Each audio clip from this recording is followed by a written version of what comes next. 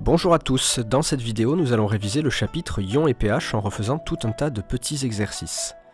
Je commence par expliquer rapidement le cours et notamment la partie sur les ions qui est la plus difficile.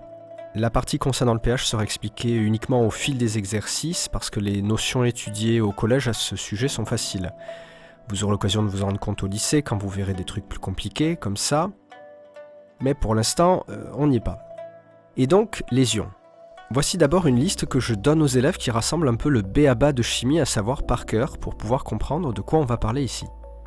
Il y a une liste d'ions à connaître avec l'ion cuivre Cu2+, l'ion zinc Zn2+, l'ion fer2 Fe2+, l'ion fer3 Fe3+, l'ion sodium Na+, l'ion chlorure Cl-, l'ion hydrogène H+. Là, tous les ions que je viens de citer sont monoatomiques, c'est-à-dire formés d'un seul atome. Et puis il y a deux ions polyatomiques que je demande à mes élèves de connaître, qui sont l'ion hydroxyde, HO-, et l'ion sulfate, SO4-. Et connaître un ion, ça signifie que vous savez son nom et sa formule. Je donne aussi 4 exemples de solutions ioniques. La solution de sulfate de cuivre, la solution de chlorure de sodium, la solution d'hydroxyde de sodium et l'acide chlorhydrique. Bien sûr, ce ne sont pas les seuls qui existent dans le monde, mais ces 4-là reviennent souvent dans le programme et il vaut mieux les connaître. Quelques remarques à leur sujet. Une solution aqueuse de chlorure de sodium, dans la vie courante, ça s'appelle de l'eau salée. Une solution de sulfate de cuivre, c'est un liquide de couleur bleue, comme ça, et c'est l'ion Cu2+, qui est la cause de cette coloration. Et enfin, une solution d'hydroxyde de sodium, ça s'appelle plus couramment de la soude. Je vous conseille de connaître les deux noms. Justement, au sujet des noms, vous aurez peut-être remarqué que le nom d'une solution ionique donne le nom des ions qu'elle contient. Par exemple, la solution de sulfate de cuivre contient, comme son nom l'indique, des ions sulfate, SO4-, et des ions cuivre, Cu2+. Et autre exemple, l'acide chlorhydrique s'appelle ainsi car chlore, ça renvoie aux ions chlorure, Cl-, et hydre, ça renvoie aux ions hydrogène, H+. Une autre chose à observer, c'est que quand on écrit les formules des ions contenus dans une solution ionique, on place en premier l'ion positif et en second l'ion négatif. Par contre, quand on écrit le nom de la solution, c'est le nom de l'ion négatif qui apparaît en premier. Je sais, c'est bizarre, mais c'est comme ça. La dernière chose à remarquer, c'est que dans une solution ionique, il y a toujours un ion positif et un ion négatif. Obligatoirement. On ne peut pas avoir l'un sans l'autre. Cela est dû au fait que la matière est électriquement neutre. On pourrait aussi dire que la nature n'aime pas les déséquilibres. Donc il faut autant de charge plus que de charge moins. Si vous avez des ions positifs dans une solution ionique, il y aura forcément dans le liquide la quantité nécessaire d'ions négatifs pour neutraliser les charges positives. On peut le voir dans les exemples que vous avez sous les yeux. On voit par exemple Na+, HO-, une charge plus contre une charge moins. Cu2+, SO4-, 2 charges plus et 2 charges moins. Voilà, ce que je viens de présenter, c'est un peu le dictionnaire de base pour comprendre la suite. Et la suite, ce sont les tests chimiques, qu'on appelle aussi tests de reconnaissance. D'abord, quel est le principe général d'un test de reconnaissance ? Il faut que j'en parle parce que trop d'élèves arrivent en contrôle sans avoir même compris la logique de base d'un test chimique. Donc, on a besoin d'un réactif chimique. Ça peut être de la soude, de l'eau de chaud, etc. Et ce réactif, on l'introduit dans un tube à essai contenant une solution dont la composition est habituellement inconnue. Et l'idée, c'est que l'introduction de ce réactif dans la solution inconnue conduit à deux issues. Issue numéro 1, un précipité d'une certaine couleur apparaît, donc ça veut dire que dans la solution, il y a l'ion machin qu'on cherche à détecter. Deuxième possibilité, aucun précipité n'apparaît, et ça veut dire qu'il n'y a pas l'ion machin. On ne l'a pas caractérisé. Souvent, je remarque que la deuxième partie, la partie droite, quand il n'y a pas de précipité, les élèves oublient totalement d'en parler quand ils expliquent les tests à mener. Alors que c'est quand même quelque chose d'intéressant. La petite phrase que j'emploie, c'est que en chimie et en sciences en général, pas de résultat, c'est-à-dire ici pas de précipité, c'est quand même un résultat. Parce que ça veut dire non, l'espèce chimique qu'on cherche n'est pas présente dans la solution. D'accord ? On ne fait pas des tests chimiques juste pour faire des trucs colorés. On fait des tests chimiques pour répondre à une question. Y a-t-il telle ou telle substance ? Maintenant qu'on a vu la logique du truc, je vous présente cette figure qui récapitule les tests chimiques à connaître et à savoir utiliser au collège. Petite parenthèse, vous allez peut-être me dire que depuis le début de cette vidéo, j'ai déjà accumulé beaucoup de travail. Je dis souvent à mes élèves qu'en chimie, par rapport à la physique, il y a pas mal de choses à apprendre par cœur, et que tant qu'elles n'ont pas été apprises, ces choses-là, ils vont avoir des difficultés, ils vont dire « Ah, c'est difficile, ah, j'y comprends rien ». Et c'est tout à fait normal, parce que ces élèves-là n'ont pas encore fait l'effort d'apprendre par cœur les choses à apprendre par cœur. On n'a rien sans rien, on n'a rien sans effort si vous voulez. Néanmoins, je vais vous montrer que dans cette figure, il y a en fait extrêmement peu de choses à apprendre par cœur. Parce que même s'il y a, semble-t-il, 5 tubes à essai, il n'y a en réalité que 2 tests chimiques. Le test avec la soude, qui permet, en fonction de la couleur du précipité, d'identifier la présence d'ions Cu2+, Fe2+, Fe3+, Zn2+, et le test avec la solution nitrate d'argent pour détecter l'ion chlorure, qui donne un précipité blanc, alors blanc qui noircit à la lumière si on veut être précis. Et voilà, en fait, vous n'avez que ces 2 tests. Et je vais aller plus loin. Vous vous rappelez que dans une solution ionique, il y a forcément un ion positif et un ion négatif. Imaginez un exercice où on réalise 2 tests chimiques. Je ne sais pas si vous vous rendez compte, mais en ce qui concerne l'ion négatif, il n'y a pas vraiment de suspense. C'est-à-dire que le seul ion négatif dont vous êtes censé connaître le test de reconnaissance, c'est l'ion chlorure. Donc voilà, la situation, ce sera toujours la même. Solution nitrate d'argent, précipité blanc, bon l'ion chlorure a été identifié. Autant pour l'ion positif, il y a un peu d'hésitation selon la couleur du précipité, mais voilà, pour l'ion négatif, c'est tout bête. Il faut juste prendre conscience de ça. À présent, une petite remarque sur le vocabulaire. Souvent les élèves s'expriment mal lorsqu'ils parlent des ions. On lit sur des copies des choses comme « on prend une solution de cuivre ». Non, une solution de cuivre, ça veut strictement rien dire. Parce qu'en fait, quand vous dites juste « le cuivre » ou « du cuivre », on parle de ça. Et ça, c'est un métal, c'est solide, et c'est orange métallique. Or, l'ion cuivre, ça se présente sous cette forme-là. Et vous voyez que ça n'a pas la même apparence. Donc, il faut que vous vous mettiez dans le crâne que, à chaque fois que vous nommez un ion, vous devez employer le mot ion. On ne dit pas « on prend une solution de cuivre », mais « on prend une solution d'ion cuivre » ou une solution contenant des ions cuivre. Plus correctement, on va nommer la solution qui contient ces ions. Donc, par exemple, on pourra dire « on prend une solution de sulfate de cuivre ». Donc, je répète, à chaque fois que vous parlez d'un ion, vous devez employer le mot ion. On ne dit pas le cuivre, on dit l'ion cuivre. On ne dit pas le fer 2, on dit l'ion fer 2. On ne dit pas le chlorure, on dit l'ion chlorure. À chaque fois, il faut répéter le mot ion. Ultime remarque sur la prononciation, la première lettre du mot ion est une voyelle, c'est I, donc il faut faire la liaison. Merci de ne pas dire les ions, mais bien sûr, les ions. Assez parlé, on commence maintenant avec l'exercice A. Complétez le tableau ci-dessous afin d'écrire les formules chimiques des différentes solutions ioniques listées en respectant le principe d'électroneutralité. Donc l'équilibre entre les charges plus et les charges moins. Les formules des ions que vous n'êtes pas censé connaître sont fournies.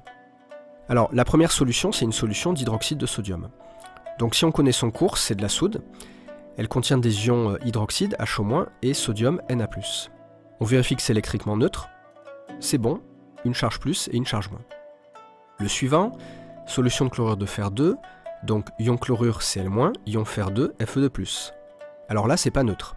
Il faut donc 2 ions Cl- pour compenser les charges de l'ion Fe2+. Ensuite, solution de sulfate de fer 3.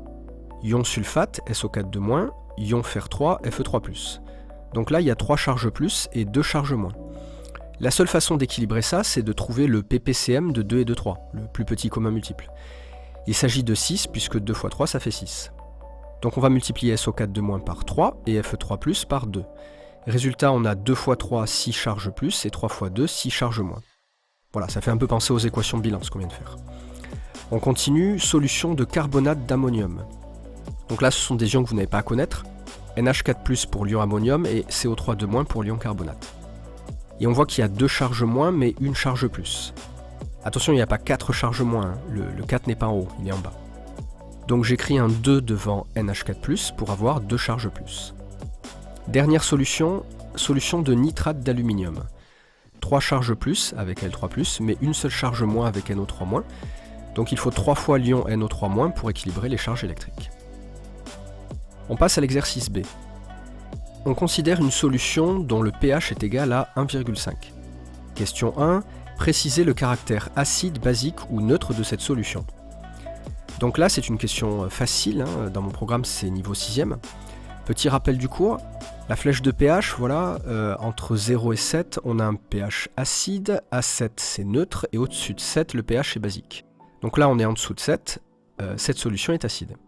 Question 2, on dilue cette solution. Que signifie diluer? Là, le problème des élèves, c'est la confusion entre deux mots, dissoudre et diluer. Alors, quelle est la différence?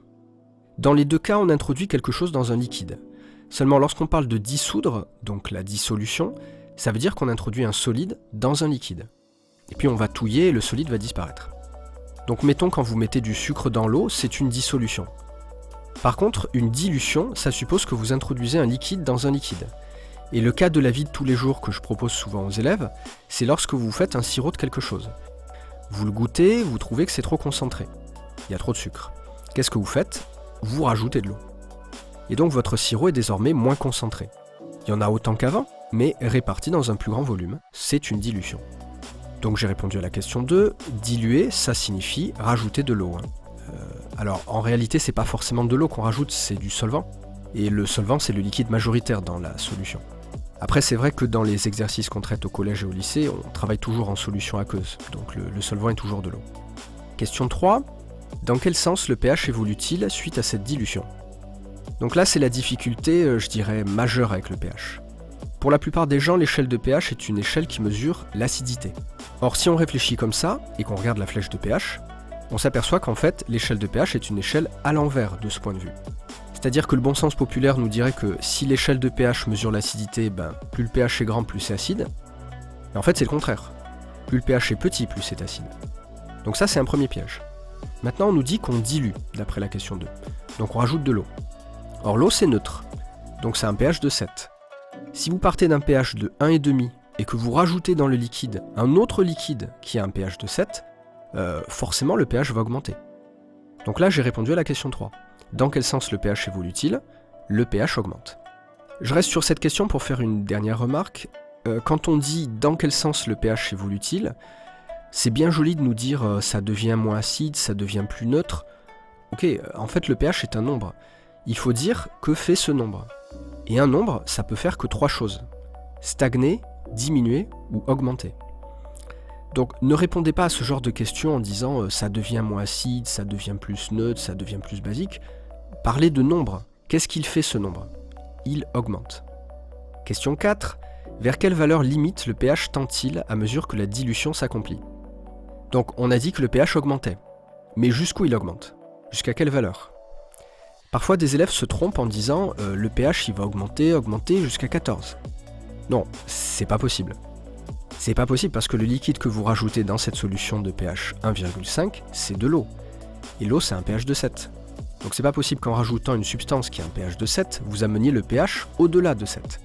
Donc vous avez compris la réponse à la question. Le pH tend vers 7. Si vous avez du mal à comprendre cette idée, je sais pas, comparer ça à une situation scolaire peut-être. Si vous avez eu 4 sur 10 à un contrôle, pour l'instant, votre moyenne dans la matière, c'est 4 sur 10. Mais si un beau jour vous obtenez 7 sur 10, vous faites monter votre moyenne. Elle vaudra pas 7, mais elle sera bien à 5,5 ou quelque chose comme ça. Ça dépend des coefficients des évaluations. Mais si après, dans le trimestre, vous avez encore, imaginons, plusieurs fois la note 7 sur 10, là, votre 4 sur 10 initial, il est comme noyé, on pourrait même dire justement dilué dans les autres notes obtenues, qui sont toutes égales à 7 sur 10. Et donc au final, votre moyenne va augmenter, mais ce qui est clair en tout cas, et là je rejoins la question 4, c'est qu'elle sera jamais au-dessus de 7. Puisque pour avoir plus que 7 sur 10 de moyenne, il faudra avoir au moins une note au-dessus, genre 8 ou 9 sur 10. Donc là, on est un petit peu dans le même cas de figure, si vous voulez. On passe à l'exercice C.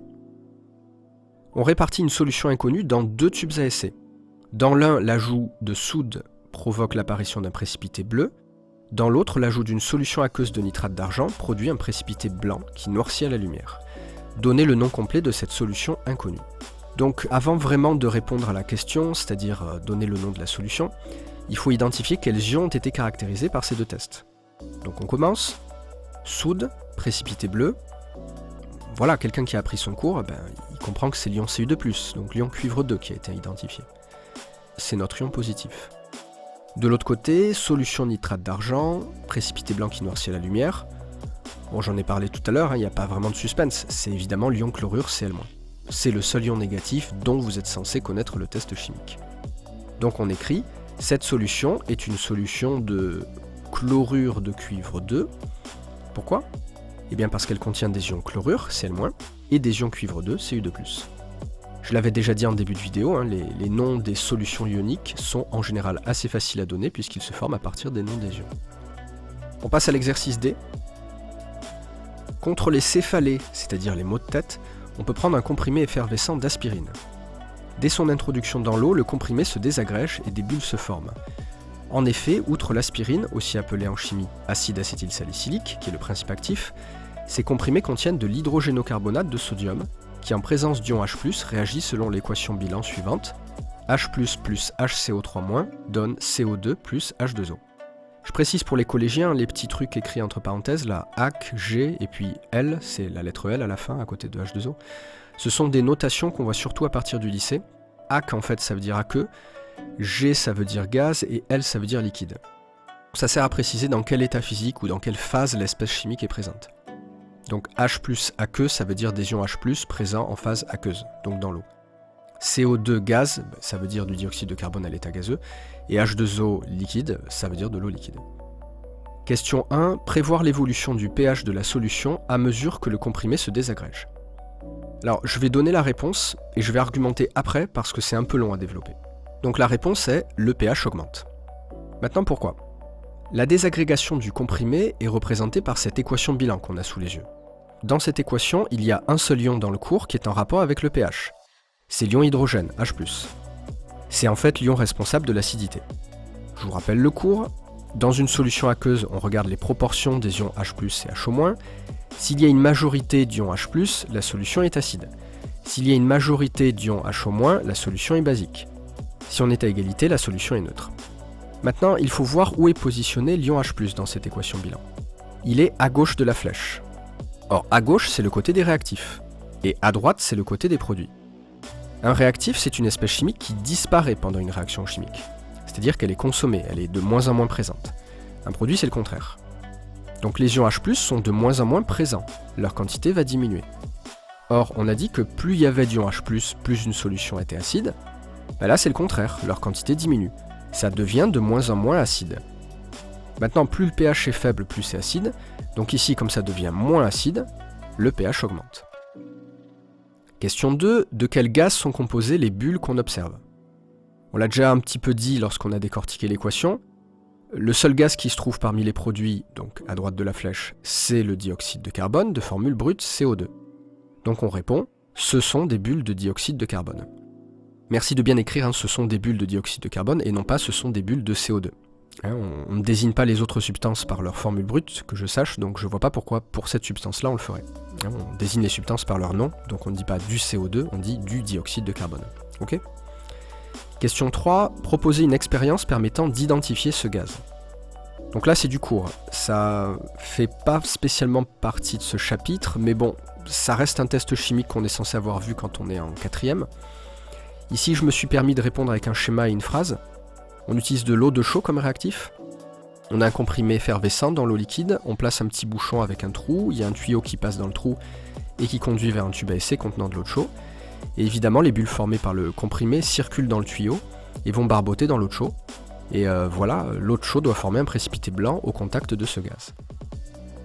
On passe à l'exercice E.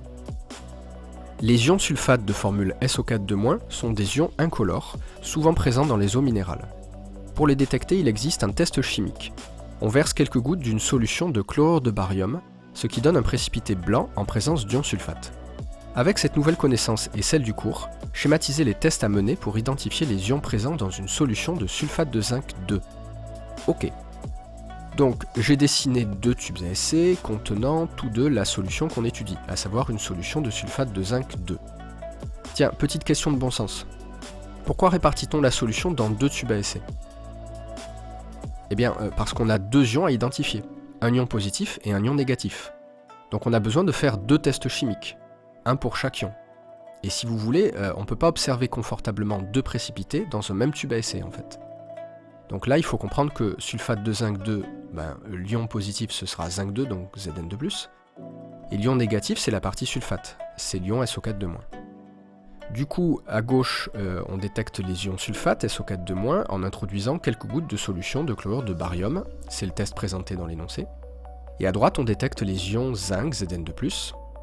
Alors là, je vous renvoie en début de vidéo, en introduisant quelques gouttes de soude, et ça donne à gauche, d'après les informations du texte, un précipité blanc qui prouve la présence d'ion SO4-, et à droite, un précipité blanc encore qui prouve la présence d'ion Zn2+.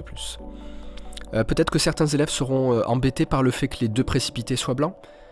Bon, en fait, il faut surtout pas se baser uniquement sur la couleur. Oui, il y a des tests dans le cours où la couleur dit tout de suite de quel lion il s'agit, hein. Le précipité bleu, voilà, il n'y a pas de doute, c'est l'ion Cu2+. Mais il y a énormément de tests chimiques qui produisent un précipité blanc. Donc la couleur blanche, si vous voulez, elle ne permet pas tout de suite de savoir de quel ion il s'agit. Il faut quand même savoir quel réactif a été introduit. On passe à l'exercice F. Un certain nombre de tests chimiques ont été pratiqués suite à la rencontre d'un peu d'acide chlorhydrique et d'un morceau de paille de fer. À partir des connaissances du cours et des informations ci-contre, indiquez quel réactif chimique se trouve à l'intérieur des pipettes 1 et 2. Donc on regarde un petit peu la figure. Ok, on verse de l'acide chlorhydrique sur de la paille de fer, il y a des petites bulles de dihydrogène, le gaz. On approche une flamme de l'entrée du tube à essai. Pop, ça fait le petit bruit caractéristique du dihydrogène puisque c'est un gaz explosif. Et puis on répartit le liquide en fin de réaction dans 2 tubes à essai. Toujours pour la même raison, parce qu'il y a 2 ions identifiés, un ion positif et un ion négatif. Donc à gauche on voit une pipette, la pipette 1. On introduit le réactif dans le tube à essai. Ça fait un précipité blanc. Et on nous dit en dessous, en petit, caractérisation des ions chlorure Cl-. Donc là on a déjà une petite idée du contenu de la pipette 1. Et à droite, pipette 2, on introduit le réactif, ça fait un précipité vert. Caractérisation des ions Fer2, Fe2+. Donc je pense que les réponses à donner sont assez faciles, si l'on connaît son cours. La pipette 1 contient une solution de nitrate d'argent, et la pipette 2 contient de la soude. On passe à l'exercice G. Soit une solution A de pH égale 10, et une eau distillée notée B dont le pH est égal à 7. On verse 10 ml de la solution A dans 100 ml de solution B, on obtient une solution C. Je sais pas ce que vous pensez de cet énoncé, en fait je vous le dis clairement, il est rédigé de manière à un peu embrouiller les élèves. Donc le meilleur conseil que je peux vous donner, avant même de vous plonger dans les questions, c'est de faire un schéma, pour vous expliquer de quoi ça parle. Donc je vous ai présenté voilà, la solution A à gauche, pH 10, la solution B à droite, pH 7, et puis la solution C, si on a bien lu, c'est un mélange de 10 ml de A et 100 ml de B. Mais à la limite, les quantités, on s'en fiche un peu. Et donc, je ne sais pas si c'est clair dans votre esprit, mais un peu comme on l'a vu dans l'exercice B, mélanger la solution A et la solution B, ça va forcément donner une solution C qui a un pH compris entre celui de la solution A et celui de la solution B. On va en parler après. Question A, en mettant un petit volume de la solution A dans un grand volume de la solution B, on réalise une opération évoquée en cours, laquelle? Donc réponse, on réalise une dilution. Pourquoi? Parce qu'on va mettre un petit peu d'une solution basique, pH 10 c'est basique, dans de l'eau. Et on l'a déjà dit encore une fois dans l'exercice B, quand on ajoute de l'eau dans une solution, c'est une dilution. On passe à la question B. Dessiner une flèche de pH et y positionner les 3 solutions. Donc avant même de se demander où on doit placer les solutions A, B, C, il y a la bonne présentation d'une flèche de pH. Parce que très souvent les élèves font des trucs un petit peu mal conçus. Donc une flèche de pH, c'est d'abord une longue droite, et c'est une flèche, donc au bout, on dessine une flèche. Et comme c'est une flèche de pH, au bout de la flèche, on écrit pH. Voilà. C'est tout bête, hein, mais si vous faites juste un trait et vous marquez pas pH au bout, je suis désolé, c'est pas une flèche de pH. Ensuite, il faut obligatoirement mettre sur cette flèche les 3 valeurs particulières que sont 0, 7 et 14. Si vous mettez pas ça, votre flèche de pH, elle est incomplète. Alors moi je vais un petit peu rajouter des informations, je vais mettre acide entre 0 et 7, je vais mettre basique entre 7 et 14, et puis 7, vous savez que c'est neutre. Maintenant on s'intéresse à nos 3 solutions. La solution A elle a un pH de 10, donc 10 c'est par là, c'est basique. La solution B elle est neutre, elle a un pH de 7, donc B. Et on l'a dit, et notre schéma nous a beaucoup aidé à comprendre, voilà, forcément le pH de la solution C, il est entre 7 et 10, étant donné que c'est un mélange de ces 2 solutions. Donc je le mets quelque part entre les deux, hein. Après je sais pas s'il est plus du côté de A, plus du côté de B ou au milieu, peu importe. Question C, si on rajoute encore plusieurs fois de l'eau distillée dans la solution C, vers quelle valeur le pH va-t-il tendre? On a déjà rencontré cette situation dans les questions 3 et 4 de l'exercice B, donc je vais un peu vite, le pH tendra vers 7. C'est-à-dire que le pH va diminuer, hein, entre parenthèses sans jamais dépasser cette valeur. On passe à l'exercice H. Schématiser là où les expériences à réaliser pour différencier l'acide chlorhydrique et l'acide fluorhydrique, dont on vous donne entre parenthèses la composition puisque vous n'êtes pas censé le connaître celui-ci, à l'inverse de l'acide chlorhydrique. Donc l'acide fluorhydrique contient des ions H+, CF-. Précisez avant toute chose le nom et la formule des ions contenus dans l'acide fluorhydrique. Ah ben voilà, on vous demande de réciter le cours. Donc l'acide fluorhydrique, on a vu sa composition en début de vidéo, il contient, comme son nom l'indique, des ions chlorure Cl- et des ions hydrogène H+. Pour la suite, cet exercice ressemble peut-être à des exercices traités précédemment sur les tests d'ions, mais en réalité on n'a pas tout à fait vu ce cas. Parce que là l'idée c'est qu'on ne va pas identifier deux ions, ce qu'il faut c'est différencier les deux acides. C'est-à-dire qu'il faut proposer un test chimique qui ne va pas donner le même résultat avec l'un et avec l'autre acide. Et c'est pas tout à fait la même logique que les exercices C et E précédents. Donc l'idée c'est qu'on va partir de deux tubes à essai, un qui contient un acide, l'acide fluorhydrique, et l'autre qui contient l'autre acide, l'acide fluorhydrique. Et là ce qui est très important à comprendre, c'est que obligatoirement sur ces deux acides, on va réaliser le même test. C'est vraiment très important de comprendre ça. J'ai régulièrement des élèves qui vont faire un test différent sur chaque solution. Non, on ne pratique pas des tests différents. On pratique le même test. Encore une fois, comparez ça à une situation scolaire. Si vous voulez savoir qui est le plus fort en anglais entre deux élèves, vous n'allez pas leur donner deux évaluations différentes. Vous allez leur donner à tous les deux le même contrôle d'anglais. Et ensuite on regardera lequel a obtenu la meilleure note. Donc là c'est le même genre de logique. On va réaliser le même test chimique sur les deux acides. Maintenant pour comprendre quel test on va pratiquer, on regarde la composition ionique de chaque acide. L'acide chlorhydrique il contient des ions H+, et des ions Cl-. L'acide fluorhydrique il contient des ions H+, et des ions F-. Donc les deux contiennent des ions H+. Vous allez me dire, c'est normal, ce sont des acides. Mais donc, c'est pas sur les ions H+, qu'on va faire la différence entre l'un et l'autre. Ça, c'est pour faire une petite remarque. J'ai fréquemment des élèves, dans cette situation, qui m'écrivent « On va mesurer le pH des deux acides ». Mais non, ça va pas tellement nous aider de mesurer leur pH, les deux sont acides. Donc c'est sur l'autre ion qu'il va falloir baser notre argumentation pour distinguer les deux acides.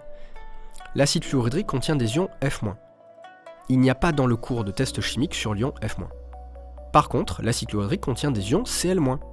Et, comme d'hab, si on connaît son cours, on a un test chimique sur les ions Cl-. On ajoute quelques gouttes de solution de nitrate d'argent. Et donc, que se passe-t-il? À gauche, un précipité blanc se forme, car il y a présence d'ions Cl- dans l'acide fluorhydrique. À droite, aucun précipité ne se forme, car il n'y a pas d'ions Cl- dans l'acide fluorhydrique. Et voilà, on a différencié les deux substances. On enchaîne avec l'exercice I. Alors celui-là il est un peu différent, il est basé sur une transformation chimique particulière qu'on étudie avec les élèves. On verse de l'acide chlorhydrique sur un écrou en fer placé dans un tube à essai. Après une semaine, l'écrou a totalement disparu dans le liquide. Question 1, question de cours, écrire l'équation bilan de cette transformation avec les formules chimiques. Donc là, deux possibilités, soit vous connaissez par cœur l'équation, qui est donc 2H+, plus Fe donne H2 plus Fe2+, donc c'est la réponse à la question, soit vous savez plus ou moins retrouver cette équation. On va passer par ce second chemin pour revoir un peu le cours. Donc c'est la réaction chimique entre l'acide chlorhydrique et le fer. L'acide chlorhydrique c'est une solution aqueuse composée d'ions H+, et Cl-. Donc on écrit H+, Cl- entre parenthèses. Le fer il est composé d'atomes de fer, donc on écrit Fe. Ça ce sont les réactifs. Et ils réagissent ensemble pour donner des produits. Alors là il faut vraiment les connaître par cœur.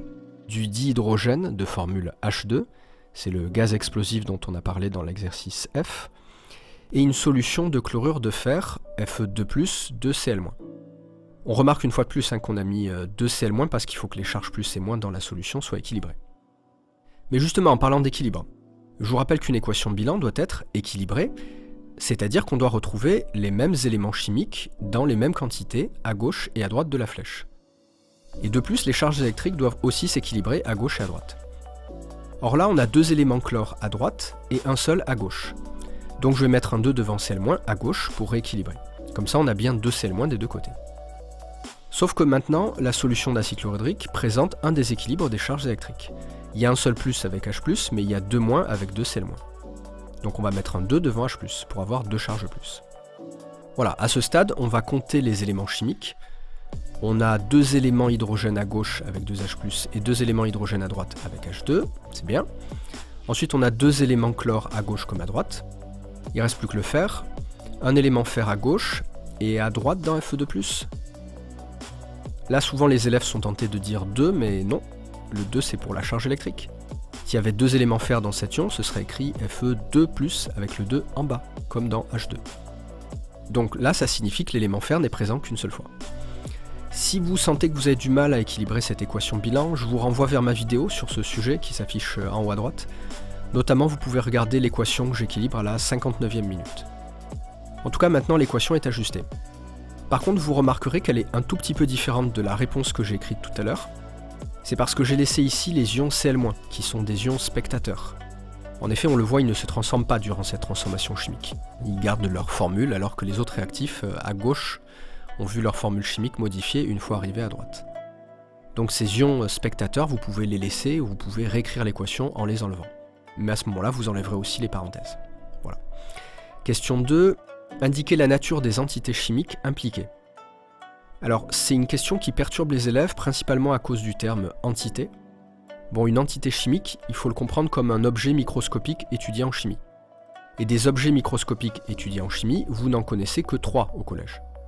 Les atomes, les molécules et les ions. Et en fait, si vous m'avez un peu écouté lors de la question précédente, j'ai quasiment donné toutes les réponses. On a Fe qui est un atome, on a H2 qui est une molécule, et on a H+, et Fe2+, qui sont des ions. Pour ceux qui ont écrit l'équation bilan avec Cl-, vous rajoutez que Cl- est aussi un ion. Bon, si fondamentalement vous ne comprenez pas ce que sont un atome, un ion et une molécule, ou que vous ne savez toujours pas faire la différence, je vous renvoie vers la vidéo qui s'affiche en haut à droite. Encore une. Question 3. En quelle espèce chimique les atomes de fer se transforment-ils? Alors, une chose qu'il faut comprendre ici, c'est qu'en chimie, un élément ne se transforme pas en un autre élément. C'est-à-dire que quand vous avez du cuivre au départ, il ne va pas se transformer en phosphore. C'est pas possible. Donc si vous avez l'élément cuivre au début de la réaction, à la fin de la réaction, vous avez encore l'élément cuivre, mais il sera présent sous une autre forme, sous une autre entité. Peut-être que c'était un ion cuivre, et à la fin, cet ion va devenir un atome de cuivre. Ou bien il va entrer dans la composition d'une molécule, etc.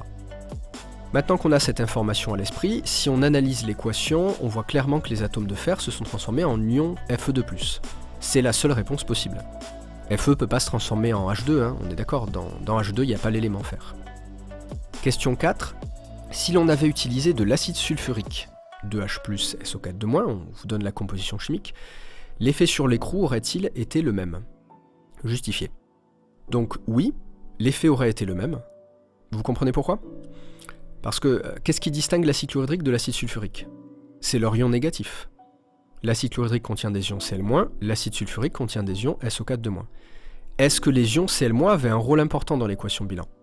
Non, c'était des ions spectateurs. La seule espèce chimique dans l'acide chlorhydrique qui attaque vraiment le fer, c'est H+. Or l'acide sulfurique contient aussi l'ion H+. En fait c'est logique, H+, c'est l'ion responsable de l'acidité.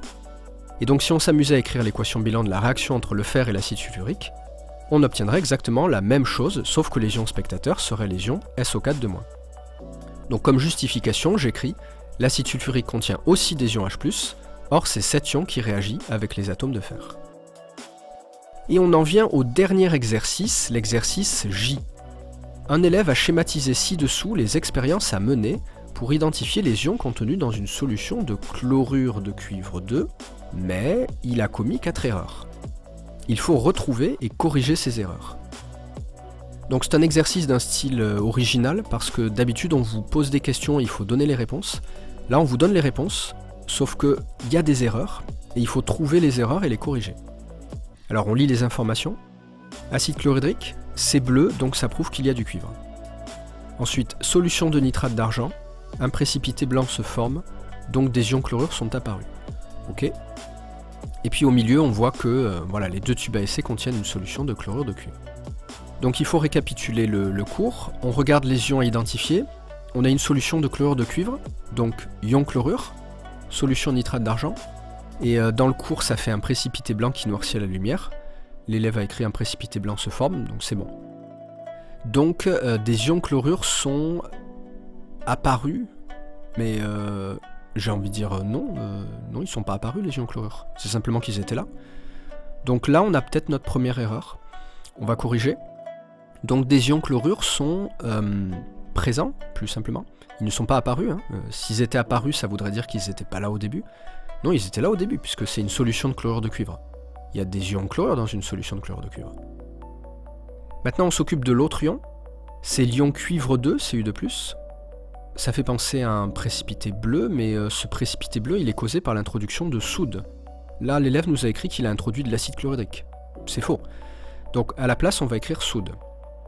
Et ensuite, les erreurs, on l'imagine, elles sont fort probablement dans ce petit paragraphe à gauche. C'est bleu, donc ça prouve qu'il y a du cuivre. Là, on retrouve des erreurs assez classiques chez les élèves. C'est bleu, non. Non, c'est pas bleu.